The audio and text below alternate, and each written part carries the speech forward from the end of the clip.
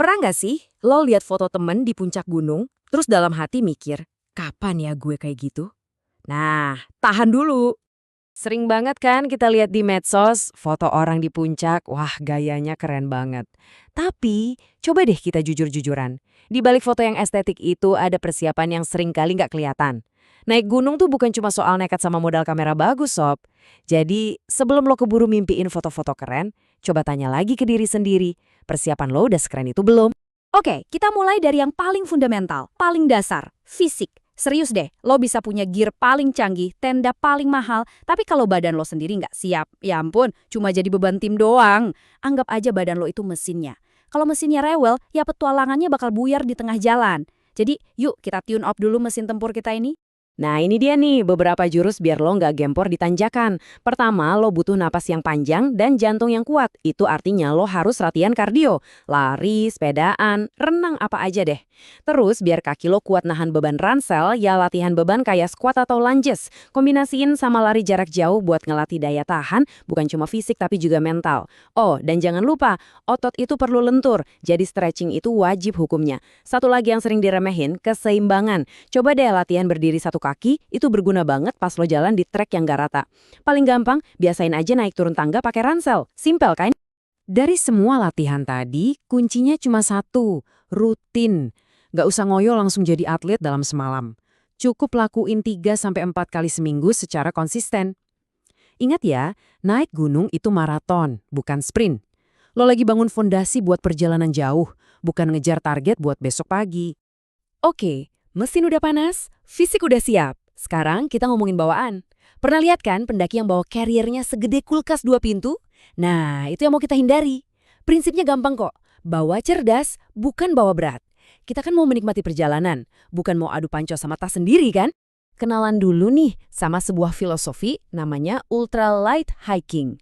Gampangnya gini, gimana caranya kita bawa barang sesedikit dan seringan mungkin, tapi fungsi-fungsi penting soal keamanan sama kenyamanan itu tetap terjaga.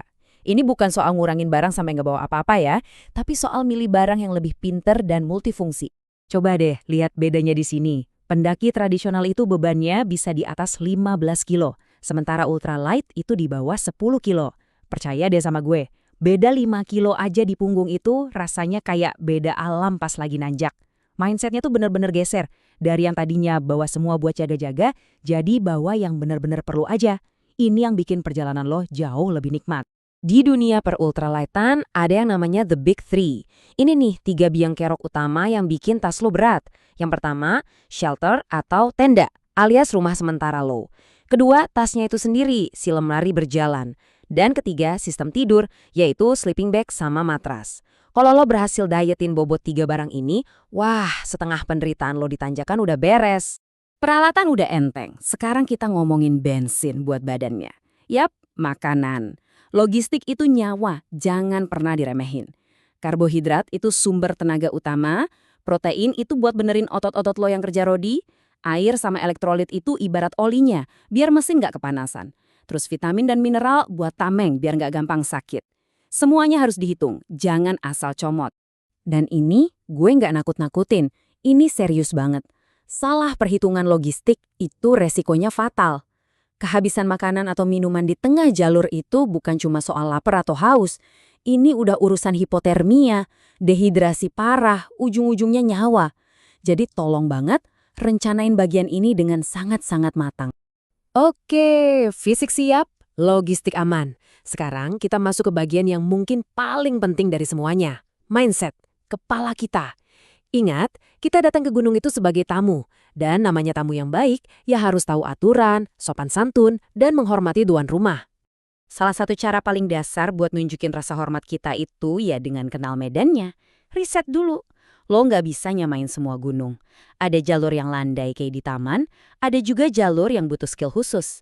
Makanya penting buat kita tahu yang namanya tingkat kesulitan jalur biar nggak salah kostum dan nggak nyusahin orang. Nih, ini contoh gampangnya. Kalau lihat grade 1, yaitu mah buat jalan-jalan santai. Begitu masuk grade 3, nah lo udah harus siap nginep, persiapan harus lebih mateng. Kalau udah grade 4, apalagi grade 5, wah itu levelnya para ahli, jangan coba-coba deh. Intinya apa? Jujur sama kemampuan diri sendiri. Nggak apa-apa kok mulai dari yang gampang. Gunungnya nggak bakal lari. Dan yang terakhir, ini soal etika. Ada 7 prinsip yang kerennya disebut leave no trace. Tapi kalau mau disederhanain, intinya cuma satu. Jangan jadi pendaki norak. Udah sesimpel itu. Bawa pulang sampah lo, jangan merusak apa-apa, jangan ganggu binatang liar, dan hargai pendaki lain. Tujuannya cuma satu, biar tempat yang indah ini tetap indah buat dinikmatin orang lain nanti. Pada akhirnya, setelah semua persiapan ini, kita harus sadar satu hal. Tujuan utama dari sebuah pendakian itu sebenarnya bukan cuma soal foto di pelang puncak. Itu cuma bonus kecil aja.